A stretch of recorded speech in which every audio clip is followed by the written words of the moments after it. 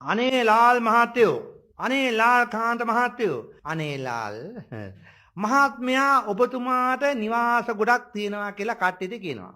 නිවාස එකක් දෙකක් නෙමෙයි මහා පරිමාණ නිවාස දැන් ඇති. ඉතින් මේවා ලබා ගන්න බලය ගත්තේ පුළුවන් තරම් නිවාස එකක් නෙමෙයි 50ක් උනත් හදාගන්න. හැබැයි ජනතාව දෙන දඩුවම් ඊළඟට බලාගන්න ඊළඟට තමුන්නාන්සලත් ඔය අල්ලස් සාදූෂණය උසාවියේ දොරවල් ඇරලා ඇති.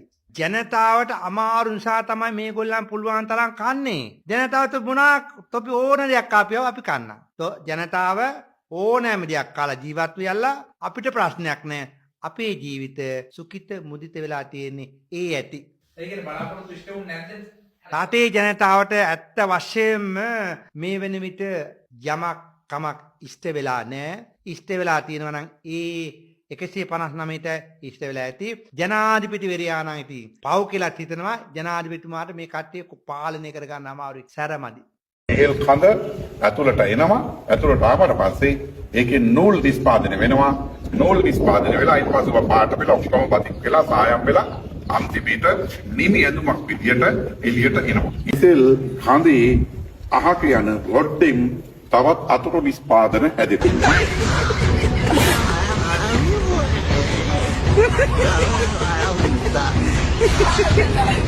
ගොයන් කාපු කෙනෙක් තමයි නාමල් කරුණාරත්න. අද නාමල් ගොයන් කරනවද කොහෙද හොයාගන්න නැහැ. පඹයට වඩා කුඹුරු හිටියේ ওই මිනිහා. පඹයටත් වඩා කුඹුරු හිටියේ. ගෝවින්ද අමුඩ ගස්සලා කොළම ගේනවා ජනතා විමුක්ති පෙරමුණ. අද ඇවිල්ලා මාධ්‍ය සාකච්ඡාවල කියනවා අපි මේ තාක්ෂණිකව මේ සම්බන්ධ තීන්දුව ගන්නවලු. ගෝවියාගේ නිෂ්පාදන වියදම වැඩි වෙලා තිබෙනවා. ඉතිහාසයේ මේ රටේ ගෝවියාට හැම ආණ්ඩුවම දෙයක් කළා.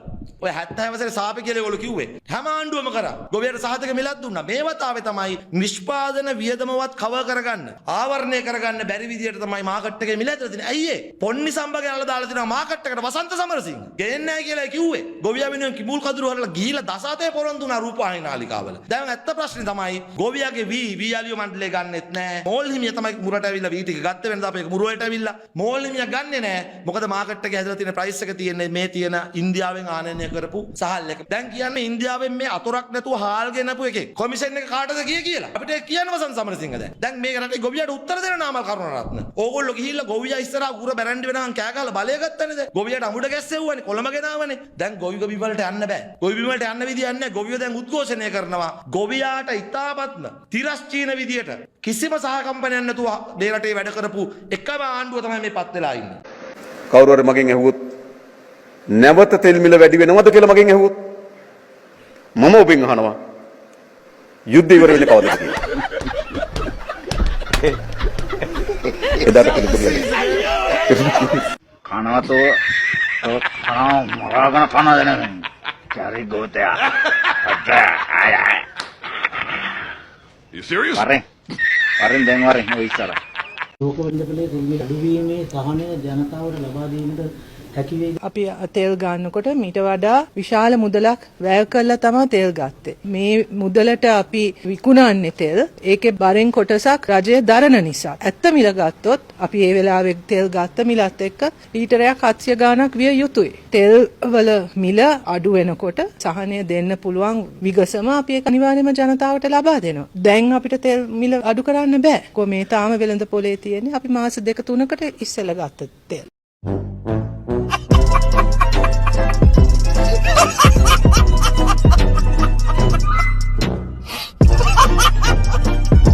රිලව් සංගණනයක් කරා. මොකෝ උනේ? මොකක්ද කරාද රිලව් සංගණනයෙන් පස්සේ? ඔබ පිළිගන්නවද? ඔව්. මොකද්ද විසඳුම? තාම අපි නිශ්චිත විසඳුමකට එළවිලා නැහැ. මොකද මේ මම හිතන්නේ කුෂ්කාර්ම අමාත්‍යාංශයෙන් තමයි සංගණනය කරේ. අපිට ඒ තොරතුරු මොනවද කියලා හම්බෙලා නැහැ. නමුත් අපේ අපිට කලින් තිබ්බා වගේම තාම ඒ හානිය තියෙනවා. මේ පාස්කු දින මිලේච්ඡ ප්‍රහාරය එල්ල කරපු මිනිස්සුන්ට නීතිය හමුවේ දඩුවම් කළ යුතුයි. ඒ වෙනුවෙන් ඔබට කළ හැකි හැම දෙයක්ම කළ යුතුයි. ඒක දේශපාලනික කෝණයකින් නොබලා මේ අහිංසක මිනිස්සුන්ට එල්ල කරපු මිලේච්ඡ ප්‍රහාරයට යලි කිසි දිනක මෙවැනි ප්‍රහාරයක් මේ රට ඇතුලේ නිර්මාණය නොවන ආකාරයේ දඬුවමක් ලබා දීමේ වගකීම නීති පද්ධතිය හා බැඳෙනවා. සලේ අත්අඩංගුවට ගැනීම සහ පාස්කු ප්‍රහාරය සම්බන්ධයෙන් නිහඬතාවයක් අනුගමනය කරන්නේ ඇයි කියලා අහලා තිබුණා සමගි ජන බලවේගය. ඇත්තටම අපි නිහඬව ඉන්නේ මේ ප්‍රහාරය මෙලේච්ඡ ප්‍රහාරය අහිංසක මිනිසුන් මිය යාමට මේ ප්‍රහාරය එල්ල කිරීම සඳහා සලේව භාවිතා කළේ JVP ජාතික ලයිස්තු ඉබ්‍රහිම්ද එහෙම නැත්නම් වෙනත් පක්ෂයක නායකයෝද කියන එක හෝ ලෝකේ වෙනත් රටක්ද කියලා අපිට හොයාගන්න බැරුව ඉන්නේ. මං හිතනවා මේ වෙලාවේදී ඒක අහන්න ඒක තමයි ඉබ්‍රහිම් ඉන්නවා අනිත් පක්ෂවල ඉන්නවා ඒක මම කියන්න හදන කතාව තමයි කලබල වුණා නේ ටක් ගාලා ඉබ්‍රහිම් කිව්ව ගමන් කලබල වුණා Order please. හේතුව මං හිතන්නේ මේ ඔබතුමාට ඉබ්‍රහිම් වෙන්න ඇති වරදකාරයාගේ හරිම නම කිව්වේ මම කිව්වා ඔබ වරදකාරය හොයාගෙන වගේ මම දැක්ක වටකල මන්ත්‍රීතුමා කියනවා මම හිතන්නේ ඉබ්‍රහිම් වෙන්න ඇති මේ හරියට කිව්වේ මේ වැඩේ කළේ මෙයා මේ වැඩේ කළේ මෙයා කියලා නිසා ජාතික ලයිස්තුවට දාන්න තරම් විශ්වාසයක් ඔබට ඉබ්‍රහිම් සම්බන්ධයෙන් තිබුණා නම් ඉබ්‍රහිම් මොනවද ඔබ වෙනුවෙන් කළේ කියලාත් අපිට දැනගන්න ඕනේ ඒක තමයි සමග ජන බලවේගයේ නිහඬව බලන් ඉන්නේ ඉබ්‍රහිම්ව භාවිතා කරලා ඔබ මේක කළාද කියන සැකයත් අපිට තියෙනවා. ඒ නිසා අපිට මොකුත් කියන්න විදියක් නැහැ. පරීක්ෂණ අවසන් වනතුරු. හැබැයි මේ කියපු කාරණාවත් ඉතා වැදගත්. 2015 ආණ්ඩුව ආරම්භ වූ මොහොතේ පටන් මේ රට මුස්ලිම් ආක්‍රමණයකට ගෙනියනවා කියලා සම්පූර්ණයෙන්ම ජන මනස වෙනස් කරමින් විශාල ව්‍යාපෘතියක් මේ රට ඇතුලේ ක්‍රියාත්මක කළා. ඒ ක්‍රියාත්මක කිරීම දිගින් දිගට කරගැනීමේ ඊළඟ ප්‍රතිඵලය මේක ස්ථිර කරන්න එල්ල කරපු ප්‍රහාරයක්ද කියන සැකේ රටේ ජනතාවට මේ පාස්කු දින ප්‍රහාරය සම්බන්ධයෙන් තියෙනවා. එම හේතුව කියන්නේ සමස්ත පරිසරයම මුස්ලිම් මිනිසා ත්‍රස්තවාදී බවට පත් කරමින් ඒ තමයි සිංහල මිනිසාගේ විරෝධතා එහෙම නැත්නම් සිංහල Honorable Amila මිනිසාගේ Prasad, you have 2 minutes left. Sinhala මිනිසාගේ තරහකාරයා බවට මුස්ලිම් ජනතාව පත් කරපු ව්‍යාපෘතියේ කූට ප්‍රාප්තිය විදියට පාස්කු දින ප්‍රහාරය එල්ල වුණාද කියන සැකය මේ රටේ සාමාන්‍ය ජනතාවට තියෙනවා. ඒ වගේම තමයි පාස්කු දින ප්‍රහාරය සඳහා මේ භාවිතා කරපු ත්‍රස්තවාදීන්ට මුදල් ලබා දීම සම්පූර්ණයෙන්ම සිද්ධ කිරීමේ වගකීම ජවිපේ ජාතික ලයිස්තු අපේක්ෂකයාට පැවරෙනවා. ඊළඟ කාරණාව තමයි මේ ප්‍රහාරය එල්ල කිරීමත් සමගම මේ ත්‍රස්තවාදීන් සමග බුද්ධ්‍යංශයේ සමීපව කටයුතු කළා කියන කතාව තමයි තියෙන්නේ. ඒ චෝදනාව යටතේ තමයි සලේ අත්අඩංගුවට අරගෙන තියෙන්නේ. එහෙමනම් මේ අත්අඩංගුවට ගැනීමෙන් පසුව මේ පරීක්ෂණ සිද්ධ කරන කාල සීමාව තුළ අපිට කිසි බාධාවක් නැහැ. ඕනම කෙනෙක් සැකනම් අත්අඩංගුවට ගත යුතුයි. හැබැයි ප්‍රශ්නය තියෙන්නේ මෙතනයි.